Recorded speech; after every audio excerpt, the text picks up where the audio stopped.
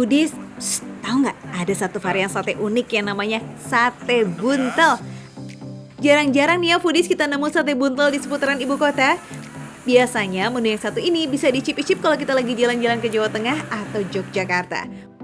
Oh iya, resep dan juru masak sate buntel di sini asli loh dari Solo Foodies. Jadi nggak perlu jauh-jauh ya buat cobain gurihnya sate berbumbu khas dengan rasa otentik yang ini. Di Jakarta juga ada Foodies. Jadi ketika dibakar, buntelnya atau sate buntelnya itu masih dibungkus pakai aluminium foil. Ya Mas, kenapa dibungkus pakai aluminium foil? Menjaga rasa. Itu ada pengaruh nggak sama aromanya? Kalau untuk itu enggak. Wow, berarti tetap meresap makin ke dalam gitu ya. Berbeda dengan sate biasanya yang menggunakan daging utuh, sate buntel menggunakan daging kambing cincang yang dikepal lalu dibungkus sebelum dibakar. Nah, itu dia tuh uniknya sate buntel di sini Foodies. Sate buntelnya dibungkus aluminium foil dulu sebelum dia dimasak. Tujuannya agar menjaga cita rasa daging kambing serta aromanya itu loh Foodies, nggak kemana-mana. Eits, daging kambingnya ini langsung dikirim juga dari Solo loh. Yuk langsung aja ya Foodies, kita buka nih aluminium foilnya.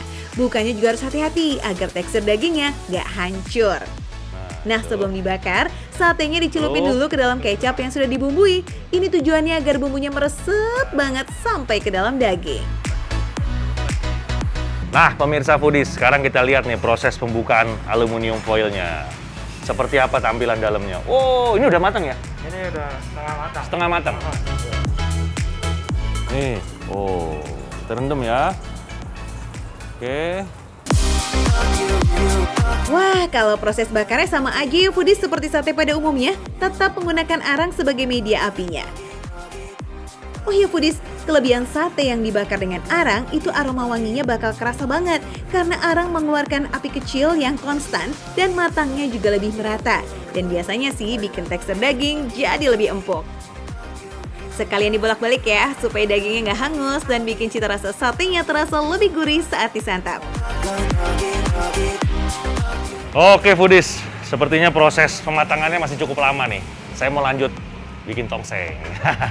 Buntal tongseng. Ayo kita lihat prosesnya. Nggak cuma bisa dijadiin sate loh, buntel daging di sini juga tersedia dalam olahan kuah yang pedas. Wih, unik nih kayaknya. Namanya tongseng buntel. Udah pasti ya Foodies, tongseng ini beda dari biasanya karena isinya ya dari sate buntel yang sudah matang juga. Pemirsa Foodies, sekarang kita mau lihat nih proses pembuatan buntel tongseng. Sekarang bahan-bahan untuk tongseng ya seperti biasa ya, ada bawang merah, bawang putih, ada kol, tomat cabai. Aromanya ini loh Foodies. Nggak kuat deh, nggak kuat nahan lapar kalau begini ya. Ini nggak boleh gosong. Beh, tadi udah cobain bikin sate, sekarang kita bikin tongseng. Komplit nih ya, ini bisa-bisa nanti kita buka kedai sendiri nih.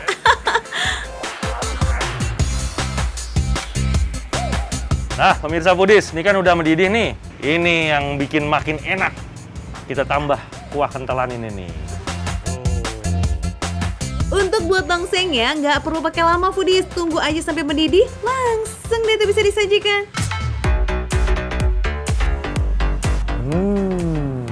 Ini udah aromanya udah bener-bener bikin perut makin keroncongan. Kayaknya udah siap nih sebentar lagi. Gimana Bu E? Sudah siap. Akhirnya yang ditunggu datang juga. Kita icip-icip bareng, yuk. Tunggu. Tapi banyak juga ya ini menunya. Waduh, ini kayaknya perutnya kuat nggak ya? Ini yang tadi saya bantuin masak nih, Foodies. Ini namanya sate buntel. Ini udah dikasih kecap, bumbunya biasa ada potongan rawit, ada bawang merah dan juga kol sama tomat. Ini namanya buntel tongseng. Kalau yang ini beda ya, kuahnya warnanya beda. Ini ada kecap manisnya. Kalau yang ini enggak. Ini namanya gulai kambing. Kita cobain kuahnya ya. Ini kuah gulai. Bismillah. Katanya kalau mau cobain makanan enak, kuahnya dulu. Ini bener-bener gurih kuah gulainya. Kalau yang ini kuah tongseng nih. Kita cobain ya. Katanya agak pedes, medok.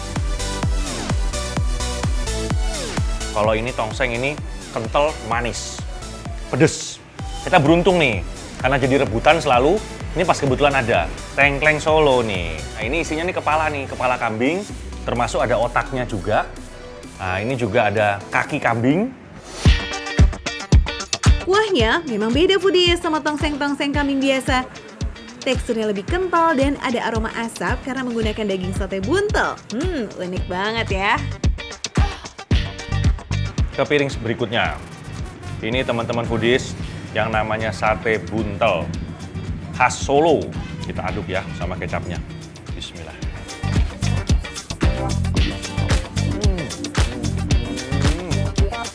Saya tahu kenapa setelah diproses, daging yang udah dibuntel itu dibungkus dengan aluminium foil.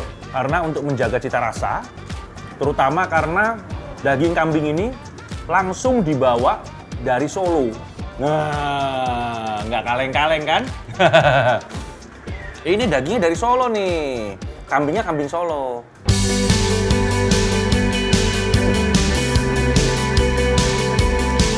Sekarang mau yang mana lagi nih teman-teman foodies? Gulai kali ya.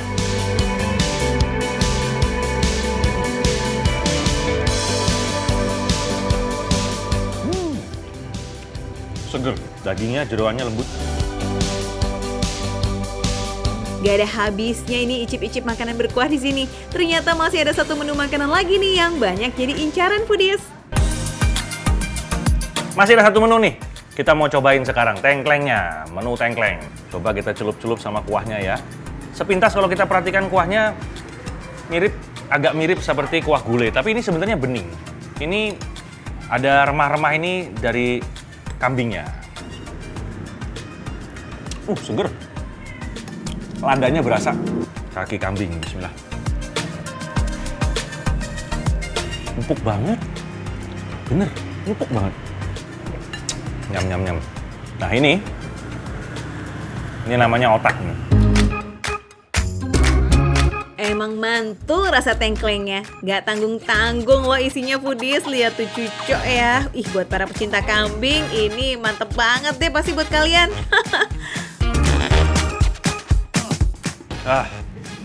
Luar biasa nih teman-teman foodies nih. Satu persatu menu andalan di sini udah kita cobain. Alhamdulillah, semuanya enak. Tapi kalau ditanya sama saya favoritnya, kasih tahu nggak ya? Terus terang, ini sate buntel atau daging buntelnya ini berbeda. Itu harus dicobain, jangan cuma diliatin doang ya. Datang sini nih. Ini juga enak nih. Tengkleng. Hati-hati nih, kebanyakan makan kambing, pala bisa tengkleng. Pokoknya di tempat ini, makan receh, harga receh, tapi rasanya nggak receh.